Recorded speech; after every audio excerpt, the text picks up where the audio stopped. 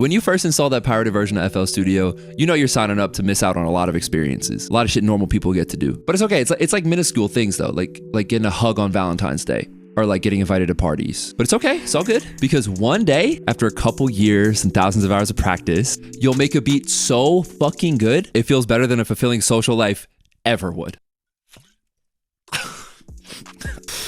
The time I made this beat, it was like December 2022. Everything kind of sucked in my life. I was trying to accept that I had zero motion, zero money, zero hoes. My fits were weak, my haircut sucked. So I was just like, fuck it. Like I made this beat and I just posted it on my otherwise dead SoundCloud account. And my boy SLUGGR heard it and then he made just an incredible song on it and it finally came out like a week ago. So let's get into it. This is how I made the beat to my favorite placement so far, Haunted by SLUGGR, produced by me. Got my foot on the gas, it's like brand new Lamborghini, still can't outrun the past and shit. Too much is happening.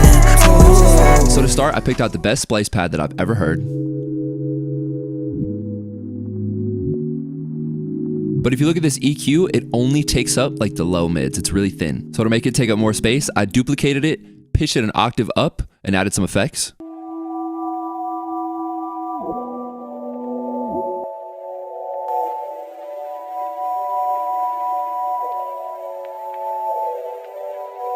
I love this grainy shit from pitching it up. Normally these artifacts are annoying and difficult to deal with, but in this context, I really like how they sound. I feel like they add a lot. So we're off to a stellar start, but the way I did the vocal chops really is what makes the difference here. Fun fact, it's the same splice vocals from the song Every Night I Lose You by Funeral.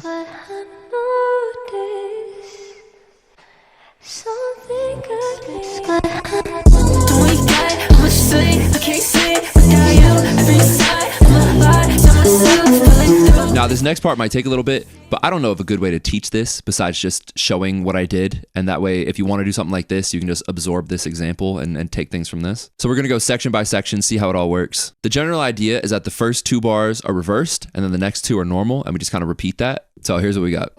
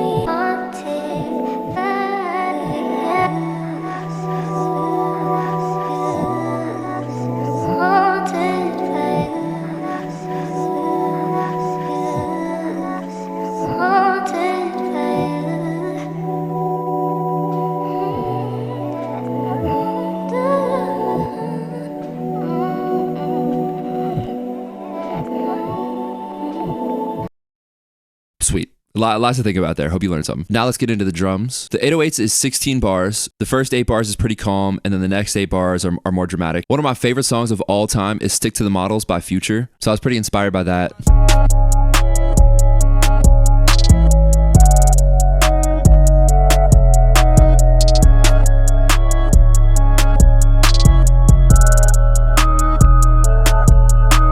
This is what it sounds like fully played out.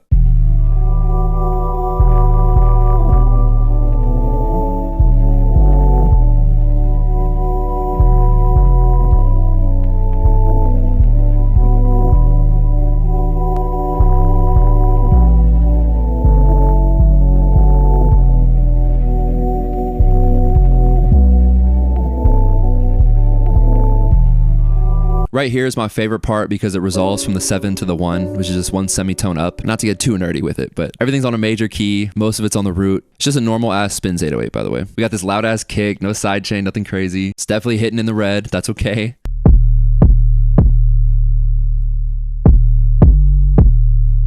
This kick is from the first drum kit I ever downloaded off Reddit. It was like Murder Beats Drum Kit Volume 2 or some shit. And I'll still be using the same kick 10 years in the future probably. I love how this sounds. For the rest of the drums, this is the hi-hat pattern.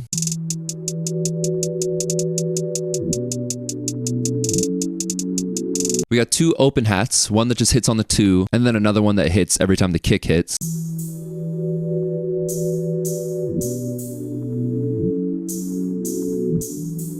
And because everything is so loud, there's some distortion on the master. And I love how a distorted 808 sounds with an open hat on top of it. I feel like it really accentuates it and makes it hit really good. This is something I first noticed from the song Ice Cold by Lucky. It's like, damn, this sounds kind of nice. I should start putting open hats on 808s. Watch however that go. And then finally for the snare, I started with this snare sound that I love. I love the way it rings out, but I don't love the actual snare itself. So I moved the start offset. So it's just the tail, so it just sounds like this. And then we can layer a normal ass clap on top of that, and then it sounds pretty good. And then we got some accent snares in here as well.